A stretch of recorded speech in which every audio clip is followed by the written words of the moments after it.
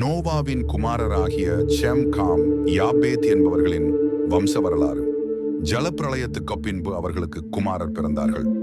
ஆதியாகமம் 10:1 யாபேத்தின் குமாரர் கோமர், மாகோகு, மாதாய், யாவான், தூபால், மேஷெக்கு, தீராஸ் என்பவர்கள். ஆதியாகமம் 10:2 கோமரின் குமாரர் அஸ்கினாஸ், ரீபாத்து, தொகர்மா என்பவர்கள். ஆதியாகமம் 10:3 யாவானின் குமாரர் எலிசா, தர்ஷீஸ், கித்தீம், தொதானீம் என்பவர்கள். ஆதியாகமம் 10:4 இவர்களால் ஜாதிகளுடைய தீவுகள் அவனவன் பாஷையின்படியையும் அவரவர்கள் கோத்திரத்தின்படியையும் ஜாதியின்படியையும் வேறு வேறு தேசங்களாய் பகுக்கப்பட்டது. ஆதியாகமம் 10:5 காமுடைய குமாரர் கூஷ், மிஸ்ராயீம், பூத், கானான் என்பவர்கள். ஆதியாகமம் 10:6 கூஷியுடைய குமாரர் சேபா, ஆவிலா, சப்தா, ராமா, சப்திகா என்பவர்கள். ராமாவின் குமாரர் சேபா, திதான் என்பவர்கள். ஆதியாகமம் 10:7 கூஷ் நிம்ரோதை பெற்றான். இவன் பூமியிலே பராக்கிரமசாலியானான். ஆதியாகமம் 10:8 இவன் கர்த்தருக்கு முன்பாக பலத்த வேட்டைக்காரனாயிருந்தான். ஆகையால் கர்த்தருக்கு முன்பாக பலத்த வேட்டைக்காரனான நிம்ரோதை பேயால என்னும் வழக்கச் சொல் உண்டாயிற்று. ஆதியாகமம் 10:9 சினேயார் தேசத்தில் உள்ள பாபேல், ஏரேக், அக்காத், கல்னே என்னும் இடங்கள் அவன் ஆண்ட ராஜ்யத்திற்கு ஆதிஸ்தானங்கள்.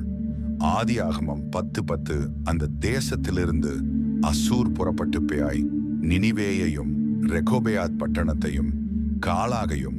ஆதியாகமம் 10:11 நினிவேக்கும் காலாகுக்கும் நடுவாக ரெசேனையும் கட்டினான். இது பெரிய பட்டணம்.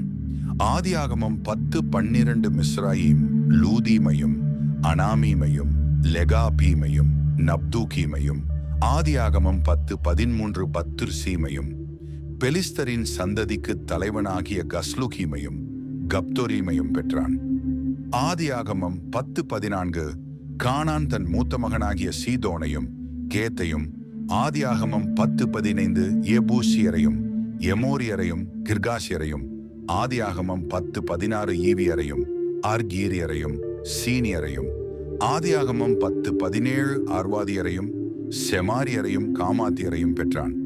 பின்பு கானானியரின் வம்சத்தார் எங்கும் பரவினார்கள்.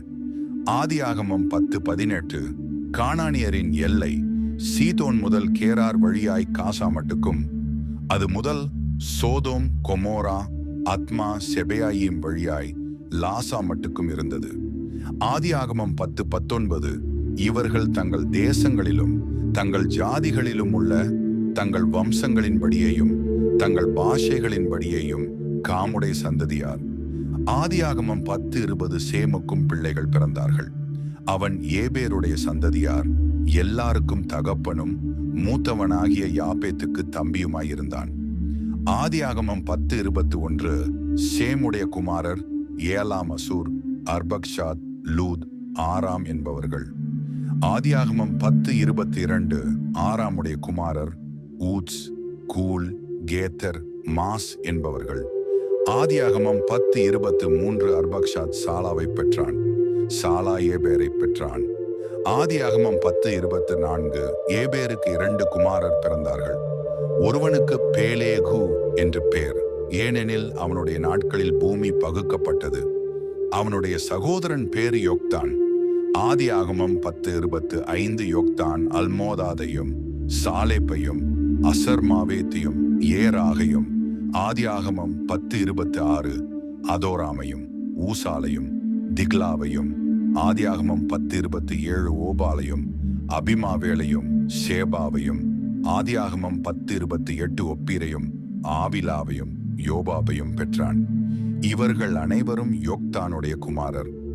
ஆதியாகமம் 10:29 இவர்களுடைய குடியிருப்பு மேசா துவக்கி கிழக்கேயுள்ள மலையாகிய செப்பாருக்கு பேயாகிற வழி மட்டும் இருந்தது. ஆதியாகமம் 10:30 இவர்களே தங்கள் தேசங்களிலும் தங்கள் ஜாதிகளிலும் உள்ள தங்கள் வம்சங்களின்படியேயும் தங்கள் பாஷைகளின்படியேயும் சேமுடைய சந்ததியார். ஆதியாகமம் 10:31 தங்கள் ஜாதிகளில் உள்ள தங்களுடைய சந்ததிகளின்படியே நோவாவுடைய குமாரரின் வம்சங்கள் இவைகளே. ஜலப்பிரளயத்துக்கு பின்பு இவர்களால் பூமியிலே ஜாதிகள் பிரிந்தன.